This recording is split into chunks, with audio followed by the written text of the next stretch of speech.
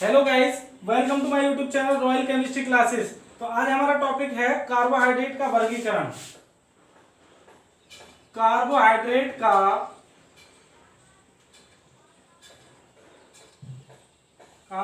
का वर्गीकरण, classification of carbohydrate. तो सबसे पहले हम जानेंगे कि कार्बोहाइड्रेट क्या होते हैं। तो कार्बोहाइड्रेट वे कार्बनिक यौगिक जिनमें कार्बन परमाणु, ऑक्सीजन परमाणु व हाइड्रोजन परमाणु उपस्थित होता है, तो ऐसे यौगिक हमारे कार्बोहाइड्रेट कहलाते हैं। तो ये कार्बन, हाइड्रोजन और ऑक्सीजन परमाणु युक्त कार्बनिक यौगिक होते हैं, जिनका अणुसूत्र होता है CxH2O का होल बाई। कार्बोहाइड्रेट का अणुसूत्र क्या होता है? CxH2O का होल बाई। इनको सैकेराइड के नाम से भी जाना जाता है, सैकेराइड, और इनको शर्करा भी कहा जाता है, शर्करा, सुगर्स। तो कार्बन व हाइड्रोजन व ऑक्सीजन युक्त कार्बनिक यौगिक होते हैं कार्बोहाइड्रेट, जो स्वाद में कैसे होते हैं? स्वाद में मीठे होते हैं। तो कार्बोहाइड्रेट को तीन भागों में बांटा जाता है। पहला है हमारा मोनोसैकेराइड।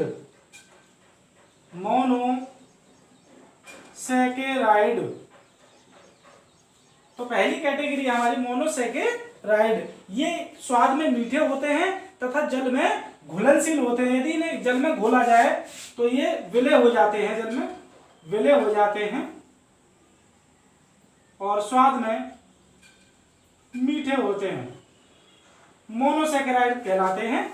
और यह जल से क्रिया नहीं करते। तो देखो एग्जाम्पल कौन कौन से हैं। इसमें सबसे पहला आता है हमारा ग्लिसरैल्डिहाइड।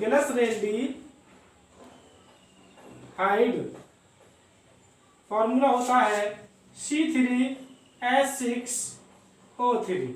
ग्लिसरैल्डिहाइड हमारा मोनोसैकेराइड है। आगे चलते हैं, राइबोस C5H10O5। यह है हमारा राइबोस, ये भी हमारा मोनोसैकेराइड है। आगे चलते हैं, एरिथ्रोस C4H8O4। ये भी हमारा मोनोसैकेराइड है। आगे देखते हैं, रिबुलोस फॉर्मूला होता है C5H10O5। ये भी हमारा मोनोसैकेराइड है। और सबसे मुख्य मोनोसैकेराइड में लिखता हूं ग्लूकोज, C6H12O6। यह हमारा ग्लूकोज, ये हमारा मोनोसैकेराइड है। अगला है फ्रक्टोज, जिसको फल शर्करा भी कहा जाता है, फलों में पाई जाती है, C6H12O6। ये भी हमारा मोनोसैकेराइड। तो ये सभी मोनोसैकेराइड के एग्जाम्पल हैं। स्वाद में मीठे होते हैं और जल में विलयशील होते हैं। सबसे मुख्य जो मोनोसैकेराइड हैं, जो पेपर में भी हम पढ़ते हैं, वो है हमारा ग्लूकोज और फ्रक्टोज, C6H12O6। आगे हैं, दूसरा प्रकार देखते हैं ओलिगोसैकेराइड।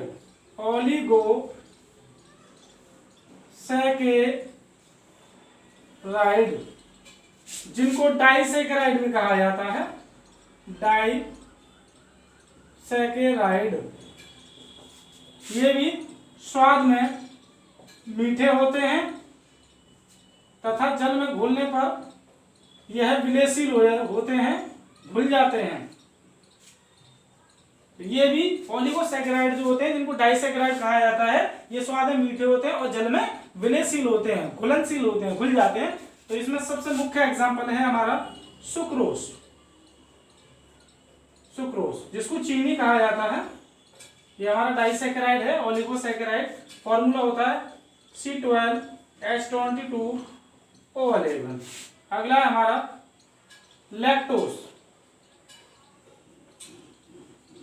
जिसको मिल्क शुगर कहा जाता है, दुग्ध शर्करा। फॉर्मूला ये होता है C12H22O11।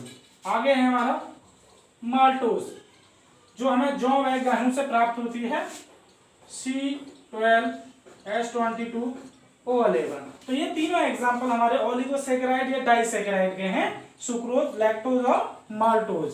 आगे चलते हैं, तीसरा प्रकार है हमारा पॉलीसैकेराइड। पॉलीसैकेराइड ये तीसरा प्रकार है कार्बोहाइड्रेट का। ये जल में अविलेय होते हैं, अविलेय, ये जल में घुलते नहीं हैं तथा स्वाद में इनमें कोई स्वाद नहीं होता, ये स्वादहीन होते हैं, स्वादहीन, टेस्टलेस, स्वादहीन होते हैं, इनमें कोई टेस्ट नहीं होता और अविलेय होते हैं पॉलीसैकेराइड। इनका सबसे मुख्य एग्जांपल है, यहां दिखाता हूं मैं, स्टार्च। स्टार्च जो है वो हमारा पॉलीसैकेराइड है, ये जल में अविलेय होता है, जल में नहीं घुलता है और इसमें कोई स्वाद भी नहीं होता है।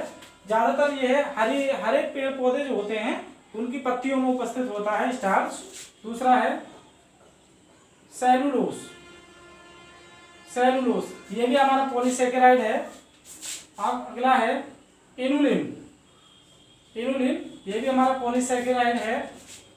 आगे है ग्लाइकोजन, जिसको प्राणी स्टार्च भी कहा जाता है, एनिमल शुगर भी कहा जाता है, क्योंकि प्राणियों के शरीर में बनता है ग्लाइकोजन, इसलिए इसको प्राणी स्टार्च या एनिमल शुगर के नाम से जाना जाता है, जो हमारा क्या है पॉलीसैकेराइड। आगे है पैक्टिन,